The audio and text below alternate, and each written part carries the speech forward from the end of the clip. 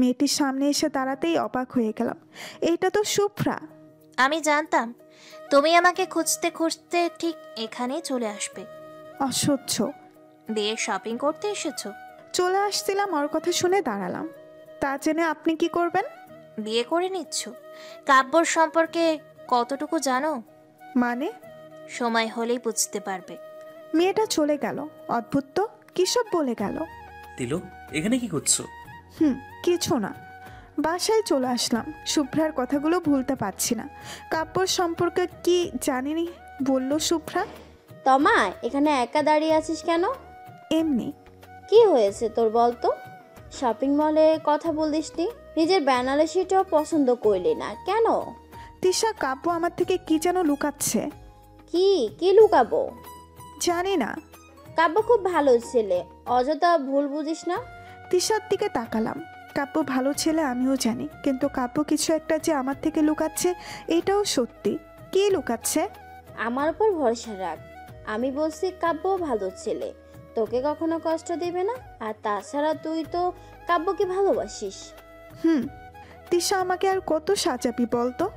উফ, আর একটু আর একটু আর একটু বলতে বলতে তো ময়দা কম লাগালি না। ওই একদম ময়দা বলবি না। দাঁড়া, চুলগুলো ঠিক করে নি, তারপর শেষ। চুল ছেলে রাখছিস কেন? কাব্য বলেছে। একটু শান্ত হয়ে বস তো। আন্টি আর আঙ্কেল এসেছেন? হ্যাঁ। সবাই আসলো, কিন্তু যে আমাকে 3 বছর ধরে দেখাশোনা করলো সেই মামিই আসলো না। আসবেই বা কি করে, যা কাণ্ড করেছে। এবার নিজেকে আয়নায় দেখতো, আমি নিশ্চিত আজ কাব্য তোর থেকে চোখ ফেরাতে পারবে না। আয়নায় নিজেকে বউ সাজে দেখে কেমন যেন একটা অনুভূতি হলো। প্রত্যেকটা মেয়েই তো এই দিনটা নিয়ে কত স্বপ্ন দেখে, আমিও দেখতাম।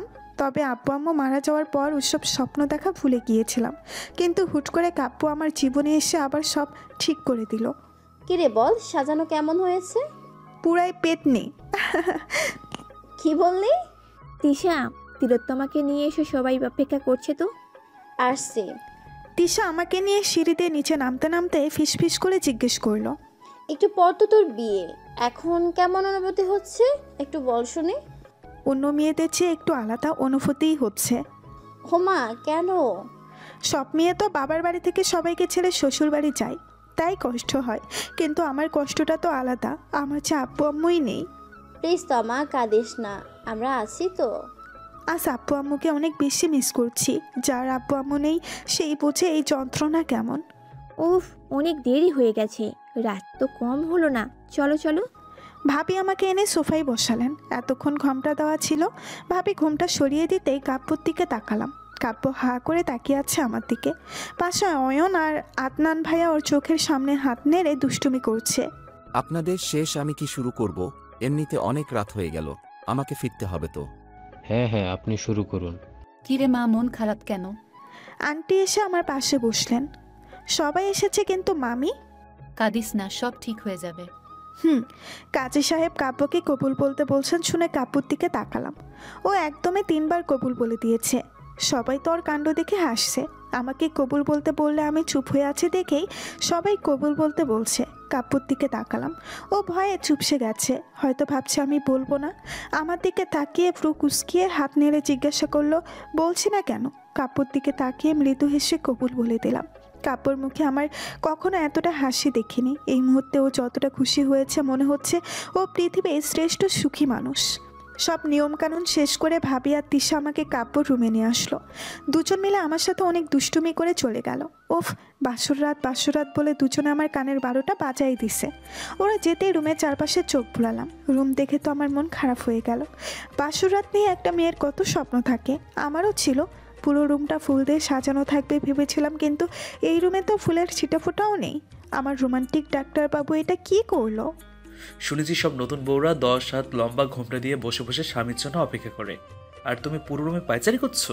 কাব্য এসে মাথার পাগড়ি খুলে টেবিলে রাখতে রাখতে বলল, কথা বলতে ইচ্ছে হচ্ছে না, কিন্তু ভাবি বলেছে ও রুমে আসা মাত্রই সালাম করতে, তাই সালাম করলাম। কত গল্পে পড়েছি, সিনেমায় দেখেছি, নতুন বউরা যখন স্বামীর পায়ে ধরে সালাম করে স্বামী তখন বউকে বুকে নিয়ে জড়িয়ে ধরে। আর কাব্য আমাকে অবাক করে দিয়ে লাইট অফ করে দিয়ে ডিম লাইট জ্বালালো। ডাক্তারবাবু কি করছেন? লাইট অফ করলেন কেন? পাগলি, বাসা ঘরে কেউ লাইট জ্বালিয়ে রাখে নাকি? এটা বাসর ঘর, কোনো ফুলের ছিটে ফোটাও নেই। আমি শাস্তি বারণ করেছি, অযথা এই ফুলগুলো আমাদের ডিস্টার্ব করবে। ওসব বাদ দাও, তুমি রেডি হয়ে নাও, আমি ফ্রেশ হয়ে আসছি। চোখ বড় বড় করে কাপড় দিকে তাকিয়ে আছি। ও ওয়াশরুমে চলে গেল, কিন্তু কি বলে গেল রেডি হব মানে কি? তার মানে কাপড় চরিত্র এরকম? কি হলো, এখনো শাড়ি খোলোনি? ডাক্তারবাবু, আপনি এসব কি বলছেন? আরে কান্না করছো কেন? ভুলে গিয়েছো আজ আমাদের বাসর রাত? আপনার চরিত্র এমন আর আমি বুঝতে পারিনি। এখানে চরিত্র খারাপের কি দেখলে? বাসর রাতে তো আর শুনতে পারলাম না, ফুপিয়ে ফুপিয়ে কান্না শুরু করে দিলাম। ছি, কাব্য এত খারাপ আর আমি বুঝতেও পারিনি। কাঁদছো কেন এভাবে? কাব্য এসে আমাকে পেছন থেকে জড়িয়ে ধরলো, পেট থেকে শাড়ি সরিয়ে ওর হাত দুটো আমার নাভির উপরে রাখলো। ইচ্ছে হচ্ছে ওকে খুন করি। কান্না থামাও। ছাড়ুন আমাকে, আমি আপনার কাছে থাকবো না, আমি তিশার কাছে চলে যাব। বাসর রাতে উনি জামাই রেখে বান্ধবীর কাছে চলে যাবেন। ছাড়ুন, আমি কিন্তু চিৎকার করব। করো, তাতে আমার কি? সকালে ভাবি তোমাকে খোঁজা দেবে, ভাববে অন্য কিছুর জন্য চিৎকার করেছো। ছি, আপনি এত খারাপ। হ্যাঁ, আমি অনেক খারাপ। এখন খারাপ মানুষটার সাথে চলো। কোথায় যাব? চলো না। কাব্য আমার হাত ধরে টেনে পেছনের গেট দিয়ে বাসার বাইরে নিয়ে আসলো, তারপর আমার চোখ দুটো বেঁধে দিল। কি করছেন? এত কথা বলো না তো, আমরা এখন বাইরে আছি, বেশি কথা বললে ভূতে ধরবে। ভূতের কথা শুনে ভয়ে চুপ হয়ে কাব্যর হাতটা চেপে ধরলাম। কিছুক্ষণ পরে কাব্য আমার চোখের বাঁধন খুলে দিল। সামনে তাকিয়ে আমি থ হয়ে গেলাম। আমরা নদীর পাড়ে আছি। ঘাটে ছোট্ট একটা নৌকা বাঁধা, নৌকার দুপাশে রশিতে লণ্ঠন ঝুলছে, আর লণ্ঠনগুলো মিটিমিটি জ্বলছে। চাঁদের আলোতে সব কিছু স্পষ্ট দেখা যাচ্ছে। এই লণ্ঠনগুলোর কোনো প্রয়োজনই ছিল না। নৌকার কাছে গিয়ে দাঁড়ালাম। পুরো নৌকা জুড়ে শুধু গোলাপের পাপড়ি ছড়ানো। সব কিছু দেখে কাব্যর দিকে অবাক হয়ে তাকালাম। ও এসে আমার পিছন থেকে জড়িয়ে ধরলো। বাসর ঘরে ঢুকেই কোনো স্বামী তার স্ত্রীকে ফিজিক্যাল রিলেশনের কথা বলুক, এটা কোনো মেয়েই চায় না। যেমনটা চায়নি আমার তিলোত্তমা। আর তাই তো আমার তিলোর জন্য এত কিচ্ছুর আয়োজন। থ্যাংক ইউ ডাক্তারবাবু। কাপড় দিকে ঘুরে খুশিতে ওর গালে চুমু দিয়ে দিলাম। কাপড় গালে হাত দিয়ে হা করে তাকিয়ে আছে আমার দিকে। ওর তাকিয়ে থাকা দেখে বুঝতে পারলাম আমি আসলে খুশিতে কি করেছি। এই প্রথম কাব্যকে আমি চুমু দিয়েছি। ভাবতেই লজ্জায় মাথা নিচু করে ফেললাম। কাব্য এসে একটা আঙুল দিয়ে আমার থুতনি ধরে মুখটা উপরে তুললো। ওর চোখের দিকে তাকিয়ে আছি আমি। বউর সাথে তোমাকে দারুণ লাগছে। তার উপর পূর্ণিমা চাঁদের এই স্নিগ্ধ আলো এসে তোমার উপর পড়ছে, সাথে লজ্জায় সবকিছু মিলে তোমাকে খুব সুন্দর লাগছে, একদম মায়াবতী। কাব্যর এই কথায় আরো বেশি লজ্জা পেয়ে ওকে জড়িয়ে ধরে ওর বুকে মুখ লুকালাম। কাব্য আমাকে কোলে তুলে নিল। কি করছেন? একদম চুপ। আজ কোনো কিছুতে আমাকে বাধা দেবে না, বুঝেছো? কিছু না বলে কাব্যর বুকে পাঞ্জাবি খামছে ধরে ওর বুকের সাথে মিশে রইলাম। কাব্য আমাকে কোলে করে এনে নৌকায় গোলাপের পাপড়ির উপরে বসিয়ে দিল। কাব্য নৌকায় কিনারায় গিয়ে পানিতে হাত দিয়ে কি যেন দেখলো। পানি কিছুটা ঠান্ডা সহ্য করতে পারবে তো আবার জ্বর বাঁধি ফেলবে। মানে পানিতে কি করব?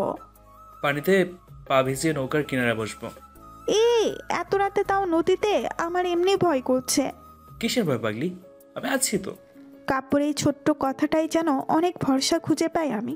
পানিতে পা দুটো ভিজিয়ে নৌকায় কিনারায় বসে আছি। কাপু আমাকে পেছন থেকে জড়িয়ে ধরে বসে আছে। পানি তো খুব ঠান্ডা, আপনার ঠান্ডা লাগছে না? পানিতে পা ভিজিয়ে বসার মজাই আলাদা। আর আজ তোর সাথে আমার তিলও আছে। কাপু আমাকে এত ভালোবাসে, এত সুখ সইবে তো আমার কপালে। কি ম্যাডাম, ডাক্তারবাবুর চরিত্র খুব খারাপ, তাই না? ইস, এখন নিজের প্রতি নিজেরই লজ্জা লাগছে। কিসব উল্টাপাল্টা ভেবেছি আমি, চরিত্র খারাপ ভেবেছি। ছি, আমার ডাক্তারবাবু অনেক ভালো। তাই বুঝি? কাপু আমার খোলা চুলে নাক ঘুষছে। আর গরম নিঃশ্বাসগুলো আমার ঘাড়ে গিয়ে পড়ছে, আর আমি বারবার কেঁপে উঠছি। হঠাৎ কাপু ওর হাত দুটো শাড়ির নিচ দিয়ে আমার খালি পেটে রাখলো। আমি শিউরে উঠে ওর হাতের উপরে হাত রাখলাম।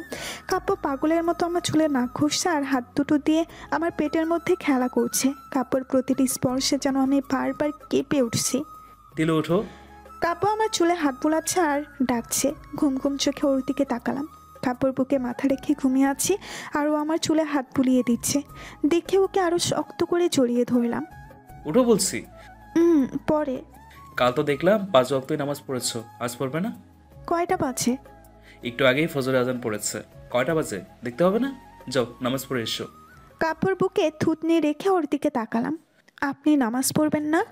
আমার দ্বারা নামাজ পড়া হবে না। আমি বললেও পড়বেন না? না মানে আসলে কিছুই বলতে হবে না, উঠুন, না হলে কিন্তু। রাতে আবার বাসন নষ্ট করে দিয়ে এখন আবার শাসানো হচ্ছে। বাসন নষ্ট কিভাবে করলাম? এখন তো কিছুই মনে পড়বে না, ঘুম পাগলি কোথাকার। ঘুম পাগলি বলাতেই মনে পড়লো রাতে কাব্যর বুকে হেলান দিয়ে ঘুমিয়ে পড়েছিলাম। তারপর তো আর কিছুই মনে নেই। রাতে ঘুমিয়ে পড়েছিলাম, তারপর তারপর আর কি, আপনাকে কোলে করে বাসায় নিয়ে আসছি। এত দূর থেকে কোলে করে নিয়ে আসছি, এজন্য তো কষ্ট হয়নি, কিন্তু তুমি যে আমার বাসর রাত মাটি করে দিলে। এই জন্য কষ্ট হচ্ছে বুঝি। ইস, হাসো হাসো, যত খুশি হাসো। আজ রাতে কিন্তু অসম্পূর্ণ বাসর সম্পূর্ণ করব। কাব্য আমার চোখের দিকে তাকিয়ে চোখ টিপ দিল। দেখ ফাজিল কোথাকার, উঠুন একসাথে নামাজ পড়বো। উহুম, নামাজ না পড়লে কিন্তু শাস্তি দিব। আর কি কি শাস্তি দিব তা কি বলবো? বলতে হবে না, উঠে পড়েছি। কাব্য আর আমি একসাথে নামাজ পড়ে নিলাম। রুম থেকে বেরোতে যাব তখনই কাব্য আমার হাত ধরে টান দিয়ে ওর কাছে নিয়ে গেল। কাব্য আমার দুগাল ধরে আমার চোখের দিকে তাকিয়ে আছে। ওর দু চোখে পানি ছলছল করছে। জানো দিল, আজ তুমি যেভাবে আমাকে শাসিয়ে নামাজ পড়ালে, ঠিক এইভাবে 10 বছর আগে হুমায়রা চৌধুরী আমাকে শাসিয়ে নামাজ পড়াতো, কিন্তু কাব্য আর কিছু না বলে কাঁদতে কাঁদতে রুম থেকে বেরিয়ে গেল। আমি অবাক হয়ে ওর চলে যাওয়ার দিকে তাকিয়ে আছি। মানুষটার ভেতরে এত কষ্ট, কিন্তু সবসময় কষ্টগুলো আলাদ করে রেখে হাসি খুশি থাকে। তিলোত্তমা, কি হয়েছে রে? ভাবি এসেছেন দেখে তাড়াতাড়ি চোখের পানি মুছে নিলাম। কাব্যকে কাঁদতে দেখে নিজেও যে কখন কেঁদে ফেলেছি বুঝতেই পারিনি। কি হলো? কিছু না তো। কাব্যকে দেখলাম কাঁদতে কাঁদতে বেরিয়ে গেল। একসাথে নামাজ পড়েছিলাম, হুট করে ওর আব্বুর কথা মনে পড়লো, তারপর কাঁদতে কাঁদতে বেরিয়ে গেল। ওহো, ভাবি তুমি আমাকে বলো প্লিজ, কি এমন রহস্য আছে যার জন্য ডাক্তারবাবু নিজের বাবা মাকে নাম ধরে ডাকে? বেশি কিছু জানি না, এইটুকু বলতে পারবো কাব্য ওর বাবা মায়ের ওপর রেগে আছে। কেন রেগে আছে তাও জানি না। ওর তখন 15 বছর আর হিয়া 7 বছরের। বাবা মায়ের ওপর রাগ করে বাসা থেকে বেরিয়ে এসেছিল। আর কিছুই জানি না রে। ওদের 3 ভাইকে এইসব নিয়ে কিছু জিজ্ঞেস করলেই রেগে যায়। চল। ভাবি কিচেনে নাস্তা বানাচ্ছে দেখে আমিও গেলাম। ভাবি আমি হেল্প করব? একটু পর বউ ভাত, আর এখন আগুনের কাছে আসবি? পাগল হয়েছিস? তাতে কি হয়েছে? আমার বোনের চেহারা। হয়েছে হয়েছে, আর বলতে হবে না, আমি তো এমনিতেই কালো। কি বললি? ভাবির রাগী চোখ দেখে সাথে সাথে ভাবিকে জড়িয়ে ধরলাম। তোমরা সবাই খুব ভালো, আমাকে এত তাড়াতাড়ি আপন করে নিলে। একটা কথা বলবো? হ্যাঁ বলো, জিজ্ঞেস করার কি আছে? এখন যে মানুষগুলোকে ভালো ভাবছিস, সেই মানুষগুলো সম্পর্কে কখনো খারাপ কিছু শুনলে ভুল বুঝিস না। খারাপ কিছু ভুল বুঝে কি বলছো এসব? কিছু না। তমা চল তো আমার সাথে। তিশা এসে আমার হাত ধরে টানতে টানতে ওর রুমে নিয়ে আসলো। কি রে, বাসর রাত কেমন কাটলো? তিশা হাসছে, কিন্তু ওর দিকে আমার কোনো নজর নেই। আমি শুধু ভাবছি ভাবি কিসের খারাপ কথা, ভুল বোঝার কথা বললো। কি রে, কি ভাবছিস? কিছু না। কি হয়েছে তোর? কিছু হয়নি। তিশা দেখে যা। আসছি। তিশা চলে যেতেই স্টোর রুমের দিকে আস্তে আস্তে এগোলাম। এখন তো কাব্য বাসায় নেই, দেখি কিছু পাই কিনা। স্টোর রুমের দরজায় তো তালা দেওয়া, এখন কি করি? আমার কাছে যে চাবিগুলো আছে এইগুলোতেই তালার না। আমি ছোট ভাবি এখানে কি করছো? হয়েছে, একজন না একজন দেখে ফেলেই। কিছু না তো, এমনি বাসাটা ঘুরে ঘুরে দেখছিলাম। আর দেখতে হবে না, চলো নাস্তা করব। আমার আর স্টোর রুম দেখার শখ পূরণ হবে না। তিশা, একটু পর মেহমানেরা আসতে শুরু করবে। নাস্তা করে তিলোত্তমাকে সাজিয়ে ফেলো। ওকে ভাবি। সেই কখন থেকে লক্ষ্য করছে নাস্তা খেতে খেতে আদনান ভাইয়া বারবার তিশার দিকে তাকাচ্ছে। তিশাও আর চোখে তাকাচ্ছে। তাহলে কি? তিলোত্তমা, কাব্য কোথায়? নাস্তা করতে তো আসেনি। কাব্য একটু বাইরে গেছে, চলে আসবে। তাই তো, ডাক্তারবাবু তো বাসায় নেই, এত বেলা হয়ে গেল এখনো কিছুই খায়নি। এই মানুষটার কষ্ট যে আমি কিভাবে দূর করব? এই সরি সরি সরি। সরি বলার কি আছে? আপনি শার্ট পরে নিন, আমি পরে আসছি। আনমনে হয়ে রুমে ঢুকে পড়ছিলাম। কাব্য কখন বাসায় আসলো দেখিনি। আসলে তো আবার খালি পায়ে আয়নার সামনে দাঁড়িয়ে চুল ঠিক করছে। তিলো যেও না, শোনো। কাব্য আমার হাত ধরে টেনে ওর একদম কাছে নিয়ে আসলো। আজব মেয়ে তো তুমি। তিলো, তুমি আমার বউ, তোমার সামনে শার্ট পরতে বলেছি, পরে নিন। পরবো না, দেখি তুমি কতক্ষণ চোখ বন্ধ করে থাকতে পারো। ডাক্তারবাবু, আজ তো তোমার লজ্জা ভাঙবই। কাব্য আমাকে ওর বুকের সাথে জড়িয়ে ধরলো। ওর বুকের লোমগুলো আমার চোখে মুখে লাগছে। কি হলো, তুমি আমাকে জড়িয়ে ধরবে না? একটা হাত কাব্যর কোমরে রেখে আরেকটা হাত ওর বুকে রাখলাম। ওর হার্টবিট বাড়ছে, আমি স্পষ্ট শুনতে পাচ্ছি। আস্তে আস্তে চোখ খুলে তাকালাম। কাব্যর ফর্সা বুকে লোমগুলো খুব সুন্দর লাগছে। Oh sorry. ধ্যাত, এটা কি হলো? তিশাকে দেখে তাড়াতাড়ি সরে দাঁড়ালাম। লজ্জা পেও না বউ, তিশাই আসছে, অন্য কেউ না। আর এই যে ম্যাম, নবদম্পতির রুমে আসলে নক করে আসতে হয়। নবদম্পতি যদি দরজা খোলা রেখে রোম্যান্স করে তাহলে কি সেটা আমার দোষ? না, সেটা আমার কপালের দোষ। হয়েছে, যাও, তোমার বউকে সাজাবো। পরীর মতো সাজাবে, বুঝছো? তিশা আমাকে সাজিয়ে দিচ্ছে আর আমি চুপচাপ বসে কাব্যর কথা ভাবছি। হয়েছে তো পরীর মতো সাজানো? হয়েছে। এবার নিচে চল। ওকে। এই শাড়ির কুচিগুলো তো এলোমেলো করে ফেলছিস। আমি শাড়ি সামলে রাখতে পারি না, আর আমাকে শাড়ি পরিয়ে পরীর মতো সাজাই। হাসছিস, আবার বাচ্চাই রয়ে গেলে। ওই, আমি বাচ্চা না, আমার বিয়ে হয়ে গেছে। হ্যাঁ, আপনি বড় হয়ে গেছেন। তো আপনার ডাক্তারবাবু কেমন? ডাক্তারবাবু তো সব দিক দিয়েই সেরা, ভালো মানুষ, সাথে হ্যান্ডসাম। আর ওর ফর্সা চেহারা, গোল গোল চোখ, দুষ্টু ফর্সা মুখে, খোঁচা খোঁচা দাড়ি, এলোমেলো চুল, সব কিছু আমাকে পাগল করে দেয়। আর ওর ফর্সা বুকের সব তো বলে ফেলছিস এখন।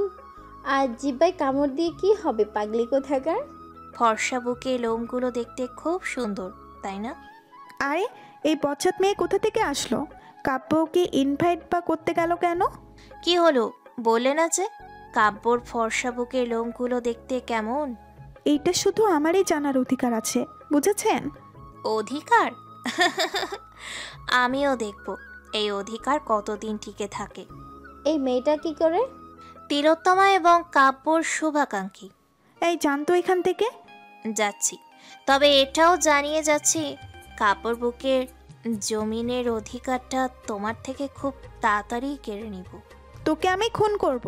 তুমি শান্ত হ। কি বলে গেল, শুনলি তো?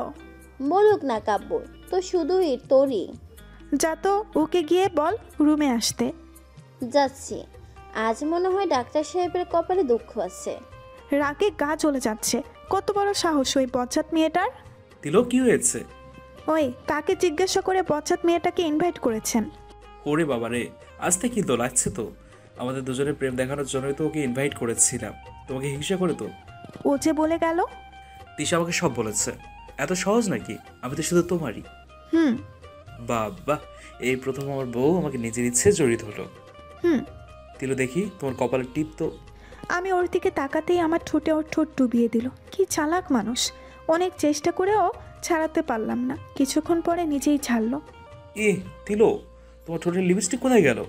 গেছে তো আপনার পেটে। এখন তিশা জিজ্ঞেস করলে কি বলবো? তিশা সব বুঝেও তোমার মতো পিচ্ছি না। কাব্য হাসতে হাসতে চলে গেল। পাগল একটা। শুভ্রা কেন, কেউ আমার থেকে এই পাগলটাকে আলাদা করতে পারবে না। বউ ভাতের অনুষ্ঠানের ঝামেলায় সারা দিন কেটে গেল। মেহমানরা একে একে সবাই চলে যাচ্ছে। কাব্য কোথায় গেল খুঁজেই পাচ্ছি না। একা একা ভালো লাগছে না, তাই বাগানের দিকটা এসে দাঁড়ালাম। তমা, তুই এখানে, আর আমি তোকে খুঁজে মরছি। কেন? চল, যেতে হবে তো। আব্বু আম্মুরা বসে আছেন। আজ না গেলে হয় না? হঠাৎ আদনান ভাইয়া কোথা থেকে আসলো? তার মানে আমি যা ভাবছি তাই? না মানে? তিলোত্তমা, সরি। শুভ্রাকে দেখে তো আমার চোখ কপালে উঠে গেছে। এই মেয়ে আমাকে সরি বলছে? তিলোত্তমা নয়, ভাবি বলো। ভাবি, আগের কথার জন্য সরি। বিষয়টা কি হলো? কাব্য আর শুভ্রা একসাথে কোথা থেকে আসলো, আবার সরি বলছে? তিলো, কিছু বলছো না কেন? ও তো সরি বলছে। সরি, ও মুখে বলছে কিন্তু চোখে ঠিকই রাগ। একদম ঠিক ধরেছ, আমি শুধু মুখেই সরি বলছি। কাব্য, তুমি কি মনে করেছো তুমি আমাকে ভয় দেখাবে আর আমি ভয় পেয়ে তোমাকে ভুলে যাব? আমি তোমাকে ভালোবাসি কাব্য। ওই আসতে, কিসের ভালোবাসা? হ্যাঁ, কাব্য আমাকে এবং আমি কাব্য দুজনকেই ভালোবাসি। আমাদের বিয়ে হয়ে গেছে, ভুলে গিয়েছো নাকি? ভুলিনি। তবে কি আলাদা করবে আমাদের দুজনকে? পারবে না। আগে কি যেন বলেছিলে, কাব্যর বুকে জমিনের অধিকার কেড়ে নিবে? ভালো করে দেখে যাও, কাব্যর এই বুকটা না শুধু আমারই, আর কাব্যও শুধু আমার। সবার সামনে আমি কাব্যকে জড়িয়ে ধরলাম। কাব্য আমাকে জড়িয়ে ধরে কপালে একটা চুমু দিল। শুভ্রা এসব দেখে রাগে বেলুনের মতো ফুলছে। শুভ্রা, দেখেছো আমাদের দুজনের ভালোবাসা? শুভ্রার হাতে জুসের গ্লাস ছিল। রাগে সব জুস কাব্য আর আমার উপরে ছুঁড়ে মারলো। তারপর গ্লাসটা আছাড় দিয়ে ভেঙে চলে গেল। উচিত শিক্ষা পেয়েছে ভাবি। তমা, শাড়িতে দাগ লেগে যাচ্ছে তো, যা ফ্রেশ হয়ে নে। আর কাব্য, তুমিও যাও ফ্রেশ হয়ে নাও। হ্যাঁ, যাচ্ছি। তোমরা প্রেম করো। কি বললি? কাব্য আমার হাত ধরে দৌড়ে চলে আসলো, তার মানে আমি যা লক্ষ্য করছি তার ডাক্তারবাবুও লক্ষ্য করছে। কাব্য রুমে এসে ধপ করে বিছানায় পড়লো। আমার মনে হয় আদনান আর তিশা একে অপরকে পছন্দ করে, কিন্তু কেউ তা বলতে পারছে না। আমিও লক্ষ্য করেছি। আরে কোথায় যাচ্ছ? কেন ফ্রেশ হব? আমি আগে ফ্রেশ হব। আমি আগে। কাব্য কিছুক্ষণ কি যেন ভাবলো, তারপর উঠে এসে আমাকে কোলে তুলে নিল। কি করছেন? একসাথে ফ্রেশ হব। মানে কি? কাব্য কিছু না বলে আমাকে কোলে করে এনে শাওয়ারের নিচে দাঁড় করালো, তারপর শাওয়ার ছেড়ে দিল। এটা কি হলো? ভিজে যাচ্ছি তো। ভেজার জন্য তো শাওয়ার ছেড়ে দিলাম। কাব্য আস্তে আস্তে আমার একদম কাছে চলে আসলো। দুজনেই ভিজে যাচ্ছি। কি যে করে ও! কি হলো? এভাবে তাকাচ্ছেন কেন? শুভ্রার আগের বসে জোশ ছেড়ে দিয়ে ভালোই করেছে। মানে? আমাদের অসম্পূর্ণ বাসা সম্পূর্ণ করার সুযোগ করে দিয়েছে। কাব্য আমার একদম কাছে চলে এসেছে দেখে চোখ বন্ধ করে ফেললাম। ও এক হাত দিয়ে আমার কোমর ছড়িয়ে ধরলো, অন্য হাত আমার ঘাড়ের কাছে নিয়ে আমার ডান চোখের পাতায় আলতো করে চুমু খেলো। কাব্যর স্পর্শে কেঁপে উঠে ওর বুকের শার্ট খামচে ধরলাম। কাব্য আমার গালে একটা আঙুল দিয়ে স্পর্শ করছে। ওর চোখের দিকে তাকালাম। কাব্য আমার চোখের দিকে তাকিয়ে আছে।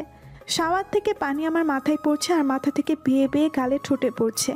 কাব্য কিছুক্ষণ আমার ঠোঁটের দিকে তাকিয়ে রইল, তারপর পাগলের মতো ঠোঁট চুষতে শুরু করলো। কাব্যর এমন নেশা ধরানো স্পর্শ থাকতে না পেরে ওকে শক্ত করে জড়িয়ে ধরলাম।